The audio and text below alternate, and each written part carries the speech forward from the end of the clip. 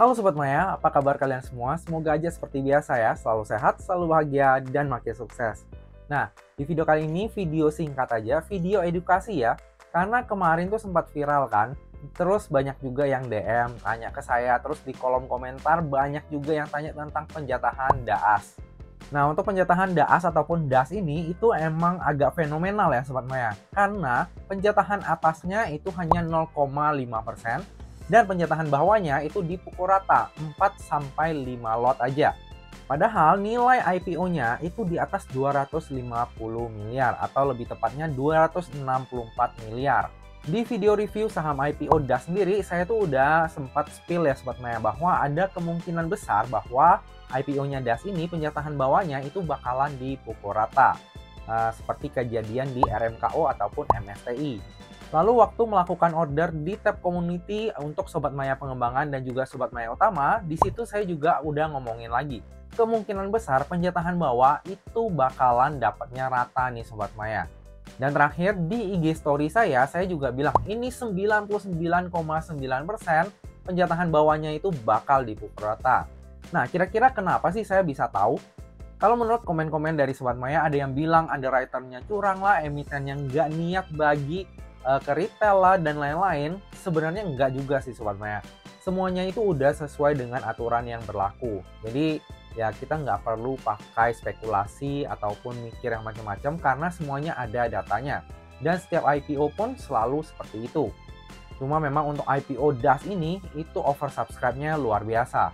Oke, jadi di video ini saya akan ajarin kepada Sobat Maya tentang cara penghitungan kira-kira penjatahan saham IPO itu dapat berapa persen sih? Atau kenapa kira-kira bisa dipukul rata seperti saham IPO-nya DAS ini? Nah, pertama-tama yang perlu Sobat Maya ketahui adalah di prospektus itu ada yang namanya segmen penjatahan pooling ataupun penjatahan terpusat. Nah, di sini Sobat Maya bisa lihat nih Sobat Maya, untuk penawaran umum itu digolongkan menjadi 4 golongan berdasarkan nilai proceed ataupun nilai IPO yang ditawarkan. Jadi golongannya itu ada golongan 1 itu nilai emisinya di bawah 250 miliar, golongan 2 itu antara 250 miliar hingga 500 miliar, lalu ada golongan ketiga itu 500 miliar hingga 1 triliun, dan golongan keempat itu yang nilai emisinya di atas 1 triliun. Untuk DAS sendiri ini masuknya golongan yang kedua ya Sobat Maya, yaitu antara 250 miliar hingga 500 miliar. Nah, di bagian kolom yang ketiga Sobat Maya ada yang namanya alokasi saham. Nah, di bagian alokasi saham ini akan menentukan seberapa besar nilai pooling yang akan ditawarkan di IPO Sobat Maya. Jadi bagi Sobat Maya yang belum tahu, kalau misalnya kayak IPO DAS nih Sobat Maya, itu kan nilai proceednya 264 miliar. Itu sebenarnya terbagi dua nih Sobat Maya. Ada yang bagian fixed allotment, ada yang bagian pooling allotment. Nah, bagian pooling allotment inilah yang diperebutkan kita para retail. Jika kita mengacu pada tabel berikut, maka nilai pooling dari DAS ini adalah minimal di 10% atau 37,5 miliar. Mana yang lebih besar? Nah, karena 10% dari nilai proceed DAS itu yaitu 260 miliar, maka 10%-nya cuma 26,4 miliar, maka diambillah nilai pooling dari DAS ini sebesar 37,5 miliar. Nah, jadi sampai sini udah nangkep ya Sobat Maya, bahwa nilai pooling yang diperebutkan oleh kita para retail di IPO itu adalah sebesar 37,5 miliar. Maka jika nantinya IPO DAS ini misalnya oversubscribe 10 kali, itu berarti ada 375 miliar dana yang masuk. Itu 10 kali. Kalau misalnya 3,75T, maka itu 100 kali oversubscribe-nya. Nah, sampai di sini itu adalah nilai pooling ketika belum ada oversubscribe nih Sobat Maya. Di sebelah kanan dari bagian alokasi saham itu ada yang namanya bagian penyesuaian. Nah, pemesanan untuk 2,5 kali sampai 10 kali itu akan dirubah menjadi minimal 12,5%. Nah, apa sih artinya 2,5 kali sampai 10 kali ini? Nah, itu adalah jumlah saham yang oversubscribe nih Sobat Maya.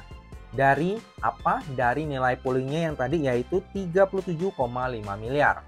Jadi jika misalnya nih kayak DAS ini ada 1 triliun aja dana yang masuk, itu berarti penyesuaiannya udah masuk penyesuaian 3 nih Sobat Maya, yang di atas 25 kali. Maka nilai poolingnya itu akan minimal di 20%. Nah, 20% dari nilai IPO-nya DAS itu adalah sekitar 52,8 miliar. Nah, jadi sampai sini nangkep ya Sobat Maya. Jadi untuk nilai pooling dari DAS ini adalah sebesar 52,8 miliar. Nah, lalu dari 52,8 miliar ini Sobat Maya, itu kebagi dua lagi nih Sobat Maya, yaitu penjatahan retail dan penjatahan bukan retail. Nah, untuk penjatahan retail itu adalah penjatahan untuk orang-orang yang melakukan order di bawah 100 juta. Sementara penjatahan bukan retail itu adalah penjatahan untuk orang-orang yang melakukan order di atas 100 juta. Nah, rasio untuk penjatahan retail dan juga penjatahan bukan retail itu adalah sebesar 2:1. Jadi porsi untuk bukan retail ini 2 kali lipatnya dari penjatahan bukan retail. Nah, biar nggak terlalu ribet angka-angkanya, karena DAS ini juga menawarkan jumlah lembar sahamnya itu bulat ya Sobat Maya, yaitu 3 juta lot. Maka dengan kata lain, poolingnya adalah sebesar 20%, maka hanya 600.000 lot yang diperebutkan oleh para retail di IPO. Nah, dari 600.000 lot ini berarti 200.000 lotnya untuk penjatahan bukan retail dan 400.000 lotnya untuk penjatahan retail. Kalau misalnya penjatahan atas kemarin itu rata-rata di 0,5%, ya Sobat Maya bisa hitung sendiri lah. Kurang lebih untuk nilai subscriber ataupun subscribe-nya dari DAS ini ada di angka berapa. Kalau misalnya Sobat Maya bisa hitung, coba share di kolom komentar ya. Nilainya gede banget. Nah, untuk penjatahan retail sendiri, kita kan udah tahu nih Sobat Maya tadi nilainya. 400.000 lot yang diperebutkan untuk penjatahan retail. Nah, kalau kayak kemarin, kita udah tahu nih Sobat Maya, ada kurang lebih 50 ribuan orderan. Nah, itu udah tanda-tanda jelas banget ya Sobat Maya. Jadi secara logik kayak gini nih Sobat Maya. Kalau misalnya dari 50 ribu orderan, ada nggak kira-kira 10 ribu orang yang pesannya di atas 100 juta? Kalau misalnya nggak ada, anggap aja nih 1.000 orang yang pesannya itu penjatahan atas atau penjatahan bukan retail ya. Berarti ada 49.000 orang yang order penjatahan bawah. Nah, kalau misalnya 49.000 orderan yang pesan bawah, 10 lot aja. Itu kalau misalnya kita kali 10 nih, 49.000 orderan dikali 10, itu aja udah 490.000 lot.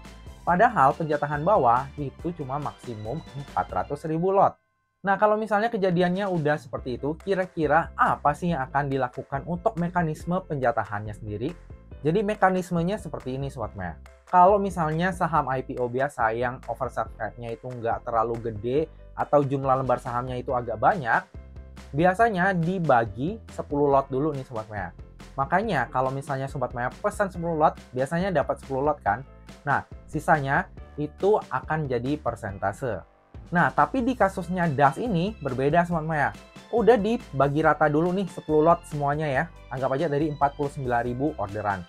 Dibagi 10 lot semuanya. Itu masih melebihi dari total jumlah pooling untuk penjatahan retail, yaitu 400.000 lot.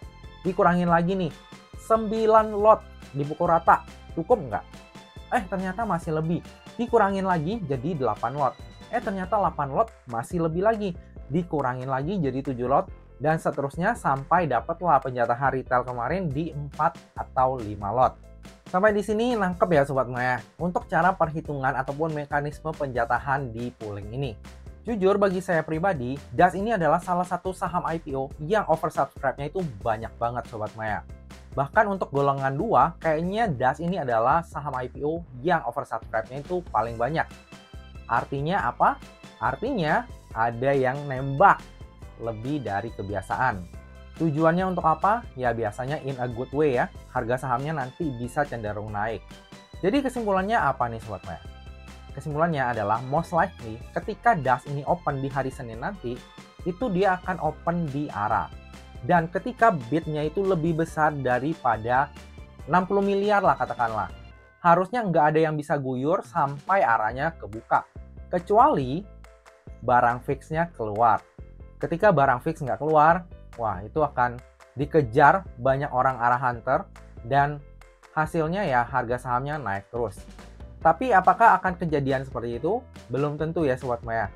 Karena di beberapa waktu yang lalu, ada juga nih saham yang emitennya depannya S. Ternyata barang fixnya keluar. Kalau barang fixnya udah keluar, ya udah itu pasti susah banget untuk lock ARA. Hampir bisa dipastikan kalaupun dia masih lock ARA di hari pertama, hari keduanya pasti jebol.